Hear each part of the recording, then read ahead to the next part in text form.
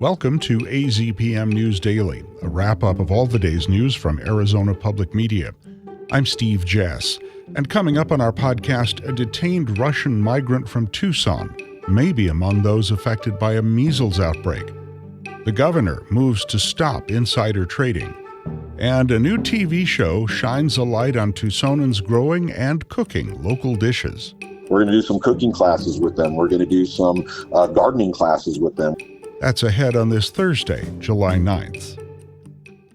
To start us off today, a measles outbreak has infected several people at the Florence Detention Center in Pinal County. That may include a Tucson resident seeking asylum from Russia. AZPM reported on Vlad last month when ICE agents detained him in Tucson. We're not using his last name at the request of his wife, Andrea Landavazo. She fears he'll be deported to Russia and then sent to fight in Ukraine. Vlad told his wife in a phone call that he's in quarantine with symptoms that include coughing and congestion. However, it's unclear whether he's one of the people who contracted measles. Congresswoman Adelita Grijalva called on ICE to delay deportation proceedings for Vlad and for those who have contracted measles.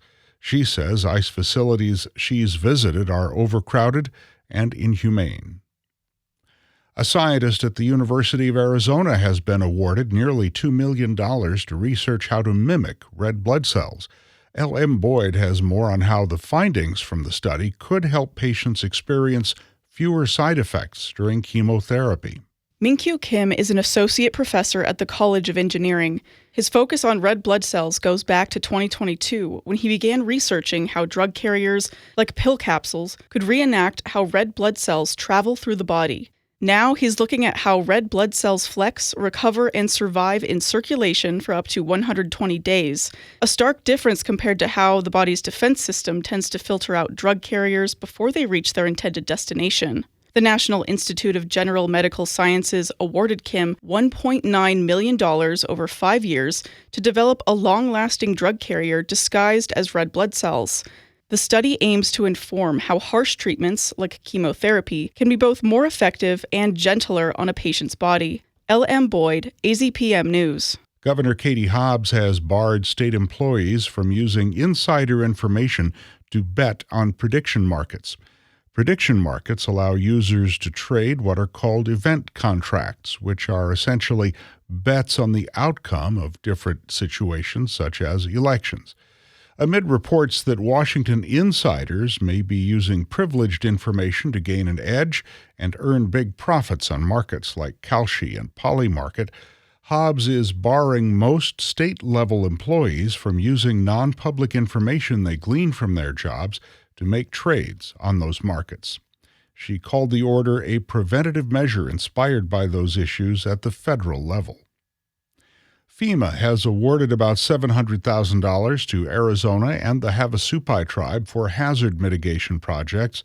The money came from a program the federal agency had nixed but was reinstated by the courts earlier this year. Back in March, a federal judge ordered FEMA to take steps to reverse its termination of the Building Resilient Infrastructure and Communities program.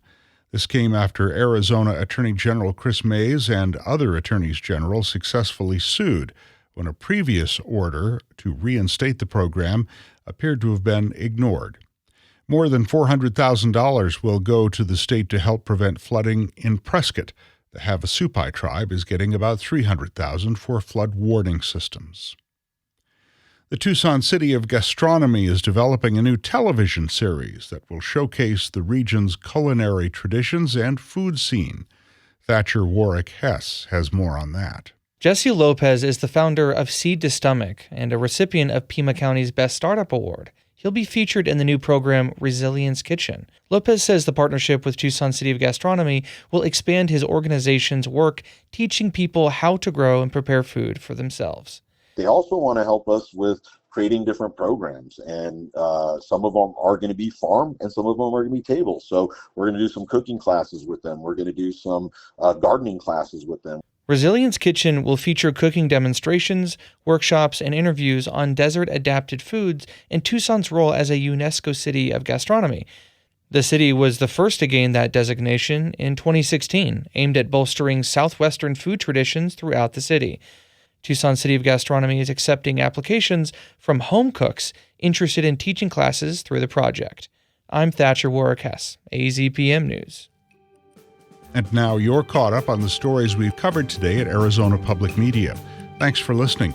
Subscribe to AZPM News Daily wherever you get your podcasts. I'm Steve Jess. We'll be back tomorrow.